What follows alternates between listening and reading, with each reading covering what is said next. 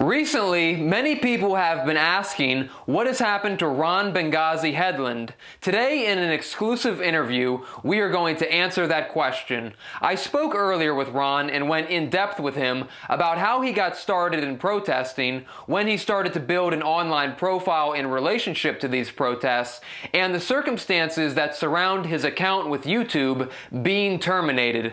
Here is that conversation. Are you ready? Yes, sir. Happy to be with you. All right. Hi, Ron. Thank you for taking the time to speak with me and answer a few questions. I know that you're actually in the middle of a protest right now, or you just got finished, and perhaps you've had a long day. So I appreciate you giving me a minute. And so obviously there is the question that is the elephant in the room about where you have been lately and what has happened to your YouTube channel. But we'll get into that in a moment. I want to first start with a little bit about your background and how it is that you became an auditor of free speech. What initially lit your flame? Well, the very first day was probably about 2 years ago, a little over 2 years ago, was I lived in Henrico County area, and Henrico County decided to unilaterally lower the speed limit on a popular road from 45 to 35. And they were giving tickets out to people that were used to driving that road at 45 for forever, for years and years. And so I found out that the police were doing radar traps on that road. And so I would get a sign that was lighted and say radar ahead. And I'd go out when I found out that they were running radar on that road and ticketing locals. And the very first day that I went out with my lighted sign, this car stops right in the middle of the road, blocks traffic, and it looks like an unmarked cop car. And this guy gets out, and I yell at him, "Oh, I know who you are. You're the county manager." And he walks over to me and starts talking to me about my sign, why I'm standing there on the side of the road. And then all of a sudden, he looks down and he sees that I'm open carrying on my left hip. And this guy's eyes grew like saucers. And instead of continuing to have the conversation with me, he gets back in his car and takes off and leaves. And within 2 minutes, there were two cop cars right there. And they actually got a kick out of it. They laughed and took pictures and everything. But ever since then, I've been like checking on the police, auditing police, and trying to figure out why this county manager's doing this kind of stuff in the county. So this started over a radar trap, or was it a speed camera? No, it was radar, where they actually had motorcycle cops and cops in cars. They had about 4 or 5 on this one road when they first changed the speed limit. And that's why I started doing this, because of the radar traps. And you were against that, and you went out with a sign? Yeah, I went out with a sign. What did the sign say? It just said radar ahead. Okay. And it actually had flashing lights on it. I bought a little set of Halloween flashing battery-powered lights, and so I outlined all the letters on it. It was just a handheld sign that said radar ahead. Why do you think that was concerning to someone, just radar ahead? Well, it was the county manager was in a pickle because local people, some of his neighbors, because he actually lived right off of this Greenwood Road, and some of the neighbors were complaining to him about people speeding. Well, instead of enforcing the 45-mile-an-hour speed limit, they just lowered it unilaterally to 35, and then they started making money off of it. Wow. Okay. Gotcha. So that's what started it. So that's what started it, all over a radar situation in Virginia. Very interesting. So tell me what issues concern you. What has you fed up with the government? What issues in particular?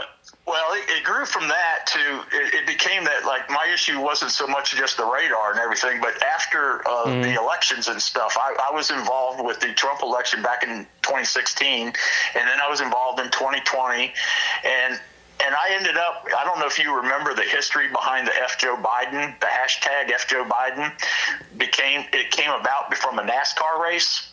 Yes, right. Yeah, okay. So, Let's go Brandon, right? Yes, Let's go Brandon. The reporter misconstrued the audience's words. Right. Yeah. So that became a national movement. And so I ended up buying a flag that said F. Joe Biden and just started standing on the bridge where I'd been standing for years during elections. So it transformed to just the F. Joe Biden flag. Well, let me tell you, people went crazy, nuts against that. The liberals did. And I also found out how many people supported the hashtag F. Joe Biden. And so that became my new mantra, is just having that flag places. Well, recently I ended up buying a wind dancer. And I don't know if you're familiar with those big 20-foot tall tubes that the wacky noodles. Very much so. Yeah. Yep. Well, I actually found a company that custom made a wind dancer for me, and it's a picture, a silhouette of Donald Trump, and it's in a suit and tie, and the front of his suit, it says F. Biden on the front, all spelled out, of course. And that made the liberals go absolutely batshit crazy. I mean, they went nuts. And I've only had that thing for about maybe a month now. Where did you hang it up? We'd go on bridges over Interstate 95. Yeah. And just have this thing flopping around in the air. And I also have a handheld 4x6 flag that said F. Biden. And the traffic on 95 going into Richmond and stuff is just crazy. And then Sean Porter actually invited me to come up to Maryland during the last election. And we didn't have the wind dancer back then, but I don't know if you're familiar with Sean Porter's channel when he's got all the vulgar signs and everything, and the Biden sucks. Okay. So we went up there and did that with him and got a lot more exposure, and my channel started taking off. And got tons of exposure on YouTube. And that's exactly where I'm going to pick up. So there became a point in which you decided to start protesting and recording these protests and putting them online. Tell me about when that started and the formation of your online presence. I'm guessing it probably started taking off maybe 6 months ago. As far as I kept doing it more regularly, and I kept learning more about YouTube, and I kept posting more and more videos on YouTube. And one of the other things we started doing is I ended up getting local attention where other people would come out and say, hey, I want to protest with you. And so one guy in particular, he and I would go out Saturday mornings and stand on this bridge that's right next to a city park, Richmond City Park. It's called Bryan Park. And every Saturday morning they have a farmer's market there. And so we would go set up and do this protest with our signs. And then we ended up bringing the Trump wind dancer too. And we do it at the market there, the farmer's market. And that started getting a lot of attention, a lot of liberals going crazy, but also a lot of conservatives supporting it and saying they loved it. And much of your, is it fair to say that much of your work is done in Virginia? Protests? Yes. Yeah, I've been up to Maryland a couple times, but other than that, it's all Virginia, yes. And throughout the time that you've been auditing the First Amendment, tell me about some of the most notable interactions that you've had, whether good, bad, or indifferent. Oh, I'd say most all of them are really good, but there are a couple. What stands out to you? What particular stands out to you about anything? Any of the days you've protested? One is where I was on a bridge out in a very rural area, but it was near it was Interstate 64, and there was a truck stop nearby where a lot of trucks would come off of the interstate to go get fuel. And one day, this truck driver stops in the middle of the bridge, and he opens the passenger door to tell me he really supports what I'm doing, and he hands me a Burger King bag full of biscuits and gives me a coffee and stuff. And he says, I just wanted to tell you I appreciate what you're doing because I can't do it driving my truck, but I want you to know I support what you're doing. And that kind of stuff just really brought me to tears when he did that. That was just outstanding. And I've had people give me Chick-fil-A gift cards. I've had women stop and ask me what I wanted for like coffee, and they'd go get me coffees. It's just crazy how many people really are supportive of what we're doing, even though there's a bunch of nut jobs out there that they'll try to attack you. I've actually been assaulted 3 or 4 times, and I've actually taken them to court and won every time. One guy had to pay me $1,350 because he had AIDS and he bit my thumb, and I had to get medical treatment for AIDS. Oh. That one stood out because of the bad stuff. But again, I have been nothing but supported by the Richmond City Police, the Henrico Police. They've been very supportive up until one incident just a couple weeks ago at the park that you may have heard about. So overall, what is your message when you go out and do a protest? What is it you want people to know about you? Well, one, I want them to know that I'm not violent, that I'm law-abiding, that I respect your private property rights. Like the one we just had today, we actually went to the county manager's residence, but we stayed off of his private property. Mm-hmm. And we were not trying to antagonize him. We weren't using bullhorns. We weren't being disruptive in the neighborhood. We just had our sign standing there quietly. Okay. And we want people to know that we respect the rule of law, and we want you to respect our rights as well. And so far, I got to tell you, the police have been supportive of our property rights and our personal rights, our civil rights, and actually tell us that we're here to protect your rights and their rights. Yeah. Which is unusual, because lots of times what I've seen on YouTube from other auditors is they're out there ready to put the auditor in jail before they even know what's going on. So now for the question that is on a lot of people's minds. What has happened to your YouTube channel? If you could walk us through the timeline of this situation, I think that would be beneficial. Sure. I can go that in detail. So approximately 3 weeks ago, I was out at Glover Park in Henrico County, Virginia, and I was protesting with the Wind Dancer and F. Biden signs. And I was out there on a Saturday by myself. Mm-hmm. And I was out there all day by myself on the public right-of-way out by the road. I was not in the park. I was out on the road at the entrance to the park.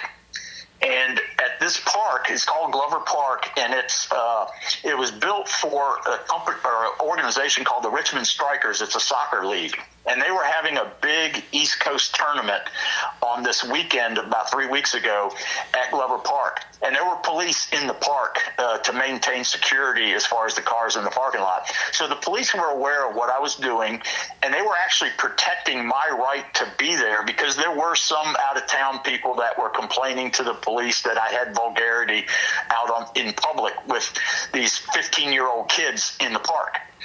So the police were actually protecting my right to be there on Saturday. So I don't know if you know White Rabbit, but he drove down from Delaware Saturday night to tell me he wanted to participate with me on Sunday at the protest in the park. So I left on Saturday night after I was there by myself all day. And what happened was Saturday night, the county erected 2 no parking signs on the public road where I've been parking for 2 years, because that's where they used to do the radar traps that I was telling you about on Greenwood Road. Mm-hmm. I'd been parking on this public road for 2 years, and mysteriously or coincidentally, the night that I left Saturday, 2 no parking signs went up because of people complaining that I was out there. With a sign? Yes, with the Wind Dancer. I was not I was not being disruptive physically or verbally or anything. I was just there with that sign, that floppy Wind Dancer, and then I had a handheld sign.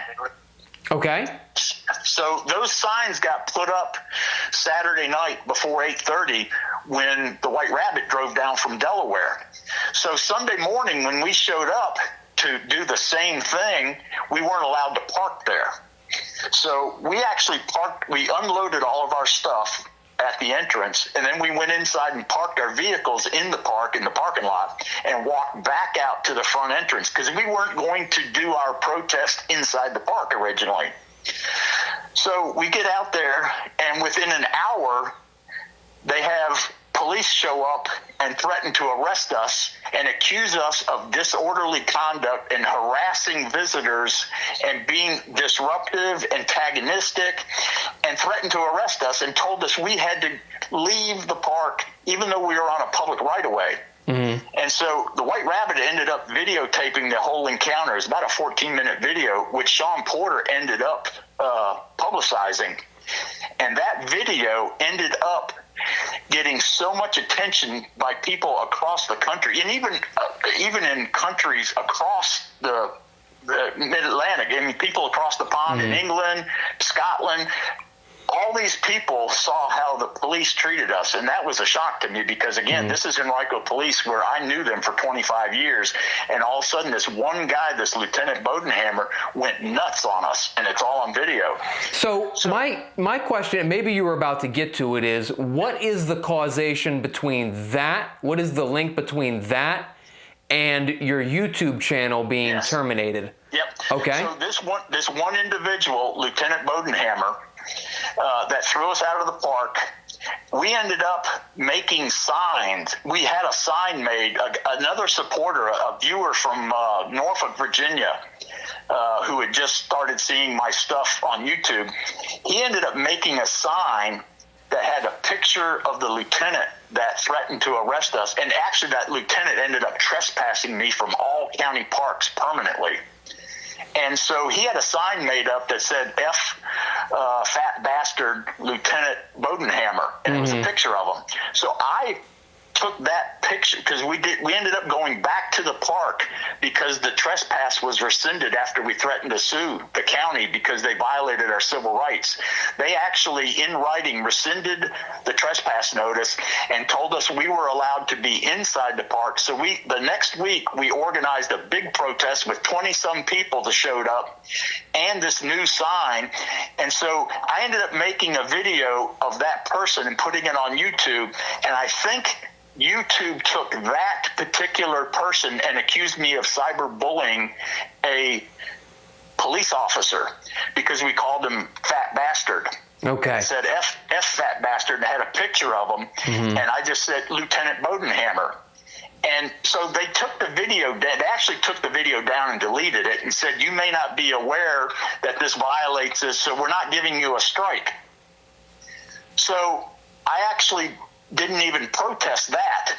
But then it was like I guess it was about 6 o'clock on a Monday morning, I was putting up these shorts. I was making shorts from the original video. And all of a sudden, about 6:30 Monday morning, I get 5 or 6 emails that said, you violated community standards, you violated community standards. But they don't tell you which video violated your community standards. And then all of a sudden, I noticed they sent one email that said, due to severe, what they call it, either cyberbullying or either repeated or severe violations of our community standards have resulted in your account being deleted. But they never told me which ones, and I appealed it. I submitted an appeal and said, if you had told me which video it was that violated a standard, I would have taken it down. And today I can't even watch a YouTube video that you put up, because I am totally banned from YouTube. Any of my devices that they know are my devices, like my phone, I can't look up YouTube on my phone. And I can't look it up on my laptop or my notebook. I have to use somebody else's phone to look up YouTube videos. Wow, They have deleted me that bad. They have banned me that deep and far and bad. Wow, that is unbelievable. Yeah, I mean, I've never heard of that before. No. I cannot even do a search for Sean Porter's videos on YouTube, because whenever I do anything on YouTube, it just shows a blank screen and then it says, whoops, something went wrong. So now that YouTube has removed your videos in your account, do you plan to use any other social media to get your content out there? Well, I've thought about it, and I may. I've had some other stuff come up as far as other things in my life that need my attention now, just other opportunities that have arisen. But one of the alternatives, I mean, I've had a Rumble account. I've never used it. I had a Twitter account that I got rid of, and then I redid a Twitter account, and I used to have Facebook a lot. I used Facebook more than anything long time ago for political reasons. But I ended up reinstituting a Facebook. I got a new Facebook account. But I really liked the YouTube channel. Yeah. I'll tell you. YouTube is strong. I was getting 500,000 views a day when they shut me down. Wow. I was up to 18 million views and 40,000 subscribers. And I probably got 10,000 subscribers just in the last month. and I was getting 500,000 views a day. And wow. all of a sudden, they just totally deleted the account. It's sort of sad to see that that has been the case with you, but in any event, that wraps it up for me. I really appreciate you taking your time to do this interview, and it was very good talking to you. Yeah, I look forward to meeting with you again in the future and doing more stuff. Yeah, absolutely.